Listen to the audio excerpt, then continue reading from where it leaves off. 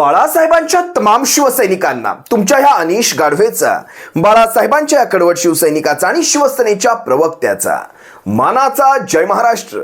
जर अजूनही शिवसेना एक वादळ या आपल्या हक्काच्या माध्यमाला शिवसैनिकांनो सबस्क्राईब करायचं राहून गेलं असेल तर तुम्हा सर्व शिवसैनिकांना कळकळीची विनंती करतो, आत्ता ताबडतोब शिवसेना एक वादळ आपण सर्वांनी लाखोंच्या संख्येने सबस्क्राईब जरूर करावं. जेव्हापासून महाराष्ट्राच्या विधानसभा निवडणुकांचा निकाल हाती लागलाय, अनेकांच्या मनामध्ये हा प्रश्न नक्कीच आला असेल की आता महाराष्ट्राच्या विधानसभेमध्ये म्हणजे विधानसभेच्या निवडणुकांचे ते आकडे पाहिल्यानंतर, सत्ताधारी पक्षाचं संख्याबळ पाहिल्यानंतर, विरोधी पक्षांचं संख्याबळ पाहिल्यानंतर महाराष्ट्राच्या विधानसभेमध्ये विरोधी पक्ष असणार की नसणार, विरोधी पक्ष असणार या म्हणण्यापेक्षा विरोधी पक्ष नेते पद असणार की नसणार. कारण पक्ष तर असणारच, नक्कीच विरोधामध्ये काही आमदार खासदार नक्कीच निवडून आलेले असतात, पण त्यांचं संख्याबळ पाहता आणि संख्याबळानुसार नियम पाहता, म्हणजे राज्यघटनेने, देशाच्या राज्यघटनेने विधानसभांसाठी आखून दिलेले नियम पाहता, नेमका नियम काय सांगतो, किती टक्के संख्याबळ असेल तर विरोधी पक्षनेते पद देता येतं आणि ते खरंच देता येतं आणि येत असेल तर ते कोणाच्या हातात असतं, या सर्व गोष्टींवर आपण थोडीशी चर्चा करूयात.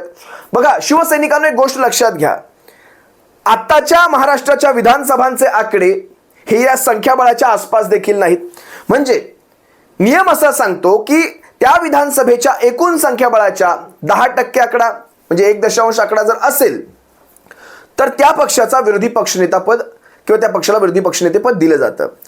आता 288 चा 10% 28.8, 29 पकडून घ्या तुम्ही, 29 इतकं संख्याबळ कुण्याही पक्षाकडे नाही. शिवसेना हा सर्वाधिक आकडा 20चा आहे, त्यानंतर खालोखाल 16 हा काँग्रेस पक्षाचा आणि त्या खालोखाल 10चा आकडा हा राष्ट्रवादी काँग्रेस पक्षाचा. एकत्रित केला तर हा आकडा पार होतो, पण एकत्रितपणे अशा प्रकारचा नियम नाही. एकत्रित जर केलं तर तशा प्रकारचं मर्जर करावं लागतं, दोन पक्षांचं मर्जर करून नवीन पक्ष स्थापन करावा लागतो. म्हणजे नियम सांगतो मी तुम्हाला, फक्त अशा प्रकारचा कुठलाही विचार कुणाच्याही डोक्यामध्ये नाही.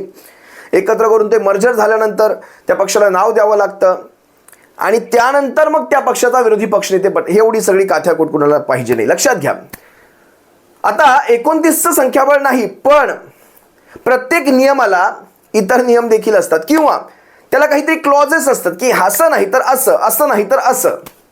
आता ह्याच्यामध्ये काय आहे, देशाचा असेल किंवा राज्याचा असेल, तुम्ही देशातही पाहिलं असाल 2019 ते 2024च्या ह्या काळामध्ये देशाला देखील विरोधी पक्षनेते पद नव्हतं. राहुल गांधी हे काँग्रेसचे गटनेते होते, तिकडचे म्हणजे लोकसभेतले गटनेते होते, पण विरोधी पक्षनेते नव्हते. 2019 ते 2024 मध्ये या 5 वर्षाच्या काळात देशाला विरोधी पक्षनेता नव्हता. कारण जो काही आकडा होता तो आकडा काँग्रेस गाठू शकलो नव्हतं. तुम्हाला माहिती आहे, मला वाटतं काँग्रेसचे खासदार हे तृणमूल पक्षापेक्षाही कमी झाले होते त्या काळामध्ये. तृणमूल काँग्रेस या स्थानिक पक्षापेक्षाही कमी झाले. आता कुठे जाऊन 100चा आकडा पार केलाय आणि त्यानंतर काँग्रेसला विरोधी पक्षनेते पद मिळालेलं आहे.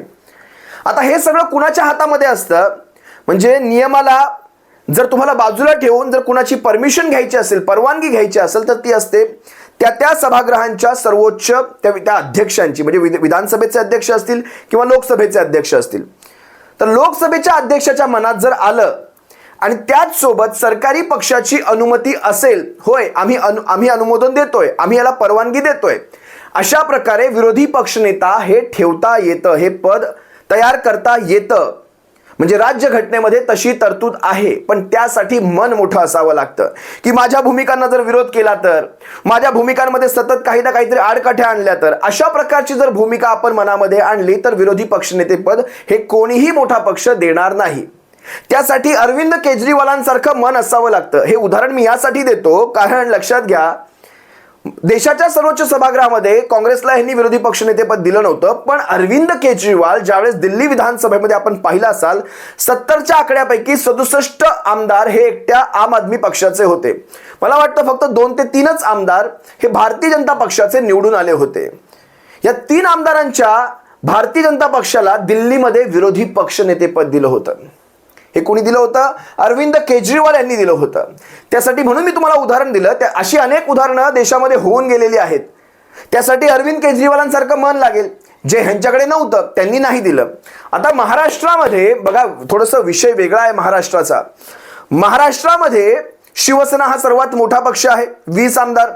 आता शिवसेनेला विरोधी पक्षनेतेपद दिलं तर आम्ही मोठ्या मनाचे हे दाखवण्याची भारतीय जनता पक्ष संधी सोडणार नाही. आम्ही किती मोठ्या मनाचे आहोत आणि दिल्यानंतर या सरकारवर अंकुश ठेवण्याची जबाबदारी ही शिवसेनेची राहील आणि शिवसेना ती पार पाडल्याशिवाय राहणार नाही.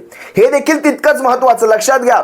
फक्त तुम्ही पद दिलंय ते होईल नाही होईल हा भविष्याचा भाग राहिला, पण विरोधी पक्षनेते पद हे शिवसेनेकडे येणं हे गरजेचं यासाठी आहे कारण या संबंध 5 वर्षाच्या काळात जर महाराष्ट्र विकायला काढला तर शिवसैनिकांना तुमच्या आमच्या डोळ्यात देखत होणाऱ्या ह्या घटना आपल्याला थांबवता येणार नाहीत. त्यासाठी विरोधी पक्षनेते पद हे एक महत्त्वाचं पद आहे. जवळपास कॅबिनेट मंत्र्याच्या दर्जाचं पद आहे. मुख्यमंत्र्यांच्या नंतरचं सगळ्यात महत्त्वाचं आणि मोठं पद हे विरोधी पक्षनेते पद आहे. त्यांना अनेक प्रकारचे अधिकार असतात. त्यामुळे विरोधी पक्षनेते पद हे आपल्याला मिळेल असं मला तरी वाटतं. पाहूयात नेमकं भविष्यात ह्यांचे नियम ह्यांना काय सांगतात, यांची आतली ती भावना ह्यांना काय सांगते. अनेक गोष्टी आहेत त्या भविष्यात कळतील. तुर्तास मी इथेच सांगतोय, हा विषय जरी महत्त्वाचा असला तरी शिवसेना या पदासाठी हपापलेली नाही. जर कारण बघा, शेवटी या पदासाठी म्हणून आपण त्या दिवशी विधानसभेच्या अध्यक्षांचा सत्कार केला का तर नाही केला. त्यांच्यासाठी ते अभिनंदनाच्या ठरावावर आपण बोललो का तर नाही बोललो. आम्हाला फरक पडत नाही. आपण त्यांच्या अभिनंदनाच्या ठरावावर देखील बहिष्कार घातला होता, राज्यपालांच्या अभिभाषणावर देखील बहिष्कार घातला होता आणि त्यानंतर बेळगावच्या प्रश्नी आपण सभागृहाचा त्याग देखील केला होता. त्यामुळे शिवसैनिकांनो, या पदासाठी शिवसेना तडजोडी करेल असं जर कोणाला वाटत असेल तर तो त्यांचा गैरसमज आहे. शिवसेना कधीही तडजोडी करणार नाही, विचारांशी प्रतारणा करणार नाही. शिवसेना महाराष्ट्राच्या विधानसभेत जे जे गरजेचं आहे, या महाराष्ट्राच्या विकासाच्या दृष्टीने जे जे गरजेचं आहे, महाराष्ट्राच्या प्रगतीच्या दृष्टीने जे जे गरजेचं आहे, या सत्ताधाऱ्यांवर अंकुश ठेवण्यासाठी जे जे गरजेचं आहे. कारण शेवटी पाशवी बहुमताच्या जीवावर सरकारांना माज चढतो आणि हा माज केव्हाही राज्यांच्या विकासांच्या विरोधात देखील असतो, राज्याच्या प्रगतीच्या विरोधात देखील असतो, राज्याच्या अस्मितेच्या आणि स्वाभिमानाच्या विरोधात देखील असतो. हा माज उतरवण्याचं काम मात्र शिवसेना नेटाने इमाने इतबारे मात्र नक्कीच करेल. जर ह्यांना वाटत असेल की शिवसेनेला नको कारण शिवसेना प्रखर विरोध करेल तर हे काही ना काहीतरी राजकारण करण्याचा नक्कीच प्रयत्न करणार आणि कुठेतरी जाऊन महाविकास आघाडीमध्ये अंतर्गत कलह लागणार. अशा प्रकारचे ते कोत्या मनाचे खेळ देखील खेळायचा नक्कीच प्रयत्न करणार. कारण काल परवाचं काँग्रेसचं ते विधान मला अजूनही आठवतं की जर विधानसभेमध्ये शिवसेना अशा प्रकारचं करत असेल संख्याबळाच्या आधारावर तर मग विधान परिषदेमध्ये आम्हाला विरोधी पक्षनेतेपद हे घ्यावं लागेल कारण आमच्या आमदारांची विधान परिषदेतली संख्या ही 8 आहे आणि शिवसेनेची संख्या ही 7 आहे. पदावर सध्या अंबादासजी दानवे आहेत जे त्या पदाला न्याय देत आहेत. असो, भारतीय जनता पक्ष हे विरोधी पक्षनेते पद देत असताना कुठेतरी अशा प्रकारचा एक घोळ घालून कोत्या मनाचं दर्शन नक्कीच घडवणार आहे आणि त्यांच्याकडनं वेगळं काही केले जाण्याची अपेक्षा देखील सध्याच्या घडीला आपण ठेवू शकत नाही. असो, मी तुर्तास तुम्हा सर्वांची रजा घेतोय. सप्रेम जय महाराष्ट्र बाळासाहेबांच्या शिवसैनिकांनो. काळजी घ्या. जय महाराष्ट्र.